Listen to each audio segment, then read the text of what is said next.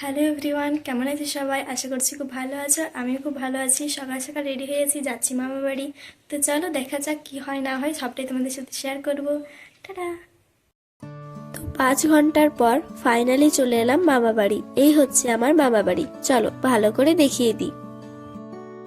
আমরা প্রায় 4-5 বছর পর মামা বাড়ি এলাম, তো সবাই খুব খুশি, সত্যি অনেক আনন্দ হলো। আর এই হচ্ছে আমাদের আশ্রম, শ্রী শ্রী শচীসুত আশ্রম।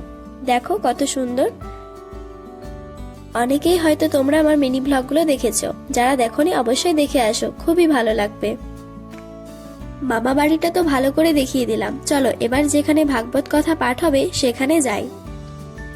এই দেখো চলেও এলাম, খুব সুন্দর করে সাজিয়েছে চারিদিকটা। বৃন্দাবন থেকে আগত হংসানন্দ গিরি মহারাজ এখানে এসেছেন ভাগবত কথা পাঠ করতে।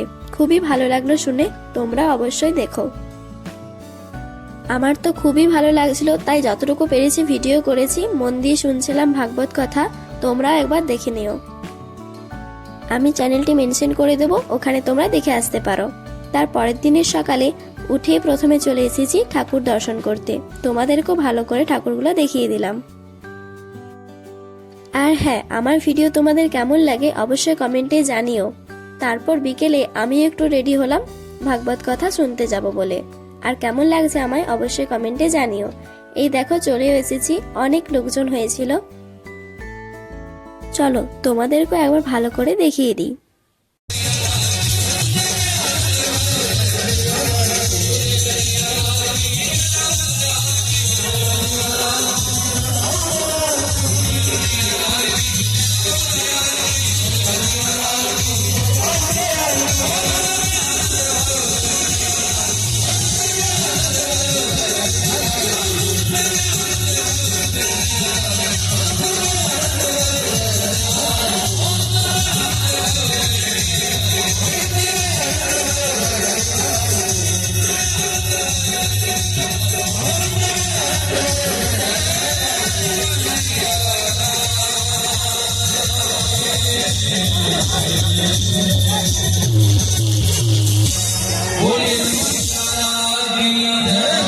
তার পরের দিন সকালে বাড়ি চলে এলাম। ভিডিওটি এই পর্যন্তই, ভালো লাগলে চ্যানেলটি সাবস্ক্রাইব করে দিও। দেখা হচ্ছে পরের ভিডিওতে, সবাই খুব ভালো থেকো, টাটা।